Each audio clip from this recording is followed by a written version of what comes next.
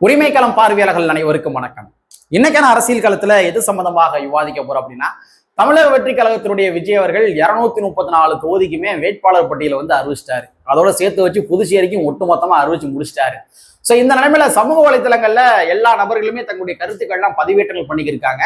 அதுல ஒரு பதிவு ஒண்ணு பார்த்தேன். அந்த பதிவை பார்த்தோன்னே சரி அரசியல் களத்தை நம்ம இந்த ஒரு கண்ணோட்டத்திலையும் பார்க்கலாமே அப்படின்ற மாதிரி தோணுச்சு. சரிங்களா? சோ அந்த மேட்ரு என்ன அப்படின்றத பார்த்துருவோம். அதாவது ஒரு தோழர் சமூக வலைத்தளங்கள்ல ஒரு பதிவு போட்டிருக்காரு. அதாவது என்னுடைய தொகுதியில திராவிட முன்னேற்ற கழகத்தினுடைய கூட்டணியின் சார்பாக இந்த வேட்பாளர் போட்டி போட போறாரு அப்படின்ற மாதிரி அவருடைய படத்தை போட்டிருக்காரு. அதிமுகவுடைய கூட்டணியின் சார்பாக இந்த வேட்பாளர் போட்டி போட போறாரு அப்படின்ற மாதிரி அதிமுக வேட்பாளருடைய படத்தை போட்டிருக்காரு. தாவேக சார்பா இவர் போட்டி போறாரு அப்படின்னு சொல்லி அவருடைய படம். நாம் தமிழர் கட்சியின் சார்பாக அவர் போட்டி போட போறாரு அப்படின்ற மாதிரி அவருடைய படம். சோ எனது தொகுதியில இவங்க எல்லாம் போட்டி போட போறாங்க. சோ இதுல யாரு ஜெயிக்க போறாங்கன்னு தெரியல, ஒரு ஈகரா இருக்கிறேன் அப்படின்ற மாதிரி ஒரு பதிவு போட்டிருக்காரு. அவருடைய டைம் லைனை கிளிக் பண்ணி பார்த்தேன். அவருடைய ப்ரொஃபைலை கிளிக் பண்ணி அவருடைய டைம் லைனை செக் பண்ணி பார்த்தேன். அவருடைய டைம் லைன்ல எங்கேயுமே அரசியல் சார்ந்த பதிவுகள் எதுவுமே கிடையவே கிடையாது. இதுதான் முதல் முறையாக ஒரு அரசியல் சார்ந்த பதிவை பதிவேற்றம் செய்திருக்கின்றார். சோ இந்த 2026 தேர்தல் என்பது சாதாரண சாமானிய மனிதர்களும் கூட தமிழ்நாட்டினுடைய அரசியல் களத்தை உற்று நோக்குகின்ற ஒரு அரசியல் களமாக இருந்து கொண்டிருக்கின்றது. இதுக்கு முன்னாலாம் யாரும் அரசியல் பேசலையாப்பா அப்படின்னு கேட்டீங்கன்னா பேசினாங்க, மாற்றுக்கிறது கிடையாது. 2021 சட்டமன்ற தேர்தல், 2024 நாடாளுமன்ற தேர்தல், இது கூட கம்பாரிசன் பண்ணுகின்ற பொழுது இந்த 2026 தேர்தல்ல வெகுஜன மக்களும் கூட அரசியல் பேச தொடங்கி இருக்கின்றார்கள். ஒரு கொத்தாக ஒரு இளைய தலைமுறைகள் இந்த 2026 அரசியல் பேச தொடங்கி இருக்கிறாங்க. இதுவரைக்கும் வெறும் கேளிக்கை நிகழ்ச்சியில மட்டும் ஈடுபட்டு கொண்டிருந்த அந்த இளைய தலைமுறைகள் அரசியல் பேச தொடங்கி இருக்கிறாங்க.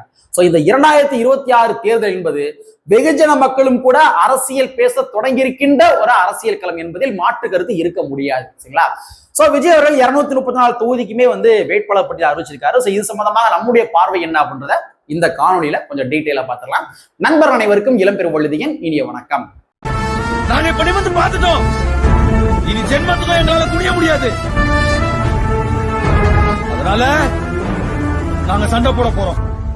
வீடியோக்களை போறதுக்கு முன்னாடி நம்ம நேயர்கள்ட்ட ஒரு கேள்வி கேட்டுருவோம். உங்களுடைய பதில்களை நீங்க கமெண்ட் பாக்ஸ்ல கமெண்டா போட்டுருங்க.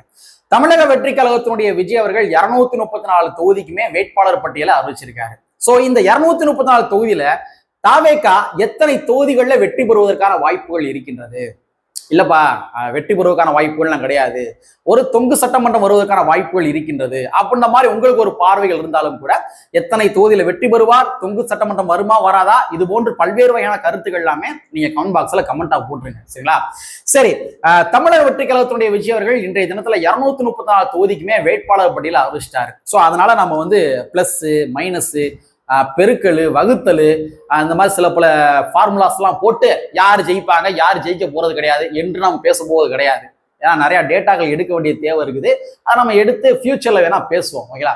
சோ இன்னைக்கு 234 தொகுதியில வேட்பாளர்கள் அறிவித்ததன் மூலமாக நமக்கென்று ஒரு சில பார்வைகள் இருக்கின்றது. அந்த பார்வை என்ன அப்படின்றத இந்த காணொலியில நம்ம கொஞ்சம் பார்த்துருவோம். அதுல முதல் பாயிண்ட் என்னவென்றால், மாவோ ஒண்ணு சொல்லுவாரு, 1000 தோட்டாக்கள் வெடிக்கட்டும் அப்படின்ற மாதிரி மாவோ சொல்லுவார். சோ அதனுடைய அர்த்தம் என்னவென்றால், 1000 தோட்டாக்கள் வெடிக்கட்டும் என்றால் 1000 கருத்துக்கள் உருவாக வேண்டும் என்று பொருள்படும். 1000 கருத்துக்கள் உருவாக வேண்டும், 1000 அரசியல் கட்சிகள் உருவாக வேண்டும் என்றுதான் பொருள்படும். ஏன்னா 1000 அரசியல் கட்சிகள் 1000 கருத்துக்கள் உருவானா மட்டும்தான் ஜனநாயகம் பரவலாக்கம் செய்யப்படும்.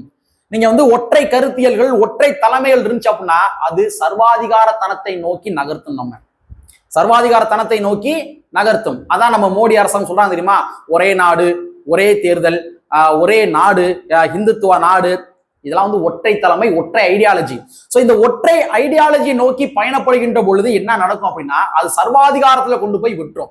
சோ அதனால பல ஐடியாலஜிகள் தமிழ்நாட்டுல உருவாக வேண்டும், பல அரசியல் கட்சிகள் உருவாக வேண்டும். சோ பல அரசியல் கட்சிகள் உருவானா மட்டும்தான் தமிழ்நாட்டுல ஜனநாயகம் பரவலாக்கம் செய்யப்படும். சோ அந்த வகையில 234 தொகுதிக்கும் தமிழக வெற்றி கழகத்தினுடைய விஜய் அவர்கள் வேட்பாளர்கள் அறிவித்ததன் மூலமாக மக்களுக்கு அதிக சான்சஸ் இருக்குது. நான் இவர் சரியில்லை, இதனால் வரை இவருக்கு ஓட்டு போட்டேன், இவர் சரியில்லை ரிஜெக்ட், நான் இவருக்கு ஓட்டு போட்டுருவோம், இவரும் சரியில்லை இவருக்கு போட்டுருவான், இவரும் சரியில்லை இவருக்கு போட்டுருவான் என்று ஒரு 4 விதமான ஆப்ஷன் தற்போது தமிழ்நாட்டு மக்களுக்கு இருக்குது. சில தொகுதிகளில் திராவிட முன்னேற்ற கழகத்தினுடைய வேட்பாளர்கள் உள்ளபடியே நல்லா அந்த மக்கள் செஞ்சிருக்கலாம். அப்ப எனக்கு இவர் என் தொகுதியில் நல்லதாம பண்ணாரு, நான் அவரை விட்டு கொடுக்க மாட்டேன், நான் அவருக்கு தான் ஓட்டு போடுவேன் என்று மக்கள் அவருக்கு வாக்களிக்க கூடும். இல்ல 3 ஆப்ஷன் இருக்குது. சரி, புதுசா ஒருத்தவங்க வராங்க, தாவேகா வராங்க, நாம் தமிழர் வராங்க, இல்ல இந்த வட்டம் வந்து திமுகவோட அதிமுக போடுவோம், இல்ல அதிமுகவோட திமுக போடுவோம் என்று மக்களுக்கு நிறைய ஆப்ஷன் இருக்குது. சோ அந்த வகையில ஜனநாயகம் பரவலாக்கம் செய்யப்பட்டுள்ளது. ஒற்றை கருத்தியை நோக்கி நகராமல் வேற ஆப்ஷனே கொடுக்காம வேட்பாளர்கள் இவங்க தான் வேட்பாளர், 2 நீ ஒண்ணுதான் போட்டாகணும் என்ற ஒரு நிலை இல்லாமல் இன்னைக்கு பல ஆப்ஷன் உருவாயிருக்குது. அது வரவேற்க வேண்டிய ஒரு விடயம். சரிங்களா? சோ அந்த வகையில 234 தொகுதிக்கும் வேட்பாளர் போட்டதை நாம வரவேற்கலாம். ஓகேவா? சோ அடுத்து எப்பொழுதுமே ஒரு எதிர்க்கட்சி என்ற ஒன்று வலுவாக இருக்கதான் செய்யணும். ஒரு ஜனநாயகத்தினுடைய அடிப்படை தூணு, ஜனநாயகத்தினுடைய முக்கியமான அம்சம் என்னவென்றால் எதிர்க்கட்சி. ஆளுங்கட்சி கூட செயல்படுதோ செயல்படலையோ, ஆனா எதிர்க்கட்சி செயல்பட வேண்டும். ஆளுங்கட்சி தவறு செய்கின்ற பொழுது சுட்டிக்காட்டிக் கொண்டே இருக்க வேண்டியது எதிர்க்கட்சியுடைய கடமை. சோ எதிர்க்கட்சி ஒரு வலுவாக இருந்தா மட்டும்தான் மக்களுடைய தேவைகளை பூர்த்தி செய்ய முடியும், மக்களுடைய குரலாக ஒலிக்க முடியும். ஆனா நீங்க தமிழ்நாட்டின் அரசியல் காலத்துல இந்த 2021 இருந்து 2025 வரைக்கும், 2026 வரைக்கும் அண்ணா திராவிட முன்னேற்ற கழகம் ஒரு எதிர்க்கட்சியாக செயல்பட்டார்களா என்று கேட்டால் நிச்சயமாக கிடையாது. திமுக ஒரு வலுவாக எதிர்ப்பதற்கு பல ஆப்ஷன் இருந்துச்சு. பல ஆப்ஷன் இருந்த போதிலும் கூட தமிழ்நாட்டில் சட்ட ஒழுங்கு சம்பந்தமாக பல்வேறு வகையான பிரச்சனை கிளம்புச்சு. அப்ப பல்வேறு வகையான பிரச்சனைகள் கிளம்பி இருந்த போதிலும் கூட ஒரு எதிர்க்கட்சியாக அண்ணா திராவிட முன்னேற்ற கழகம் செயல்படவில்லை. சோ இப்ப எதிர்க்கட்சி என்று சொல்லப்படுகின்ற வரிசையில இங்க தமிழக வெற்றி கழகமும் தற்போது சேர்ந்திருக்கின்றார்கள். அதாவது திராவிட முன்னேற்ற கழகம் ஆளுங்கட்சி. சோ திராவிட முன்னேற்ற கழகத்தினுடைய ஆளுங்கட்சிக்கு எதிராக அண்ணா திராவிட முன்னேற்ற கழகம் எதிர்கட்சி. சோ எதிர்கட்சி கூட இன்னொரு எதிர்கட்சியாக இங்க தமிழக வெற்றி கழகம் கூட சேர்ந்திருக்கின்றார்கள். அப்ப ஜனநாயகம் பரவலாக்கம் செய்யப்பட்டுள்ளது. எதிர்கட்சியுடைய எண்ணிக்கை விரிவடைந்துள்ளது. சோ எதிர்கட்சியுடைய எண்ணிக்கை அதிகரிக்கத்தான் ஆளுங்கட்சியினுடைய செயல்பாடுகளுக்கு ஆளுங்கட்சிகள் நெறி தவறுகின்ற பொழுது அதற்கு கடிவாளம் போட முடியும். அந்த வகையில இன்னொரு புதிய ஒரு கட்சி வருவதும் 234 தொகுதியில வேட்பாளர்கள் வருவதும் என்பது ஒரு ஆரோக்கியமான அரசியல் தான். அதை நம்ம வரவேற்கலாம். அடுத்து 234 தொகுதிக்கும் வேட்பாளர் போட்டதை நான் இன்னொரு கண்ணோட்டத்துல எப்படி பாக்குறேன் அப்படின்னா, இங்க பார்ட்டிசிபேஷன் என்பது ரொம்ப முக்கியமான விஷயம். நம்ம ஜெயிக்கிறோமோ தோக்குறோமோ ஃபர்ஸ்ட் சண்டை செய்யணும்.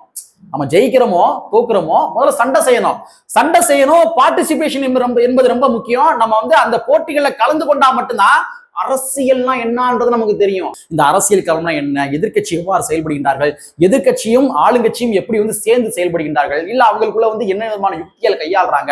சோ இது போன்று பல்வேறு வகையான தரவுகள் எல்லா மக்களுக்குமே கிடைக்கப்படும். எல்லா மக்களுக்குமே அந்த அரசியல் நாலேஜ் மிக அதிகமாக கிடைப்பதற்கான வாய்ப்புகள் மிக அதிகமாக உள்ளது.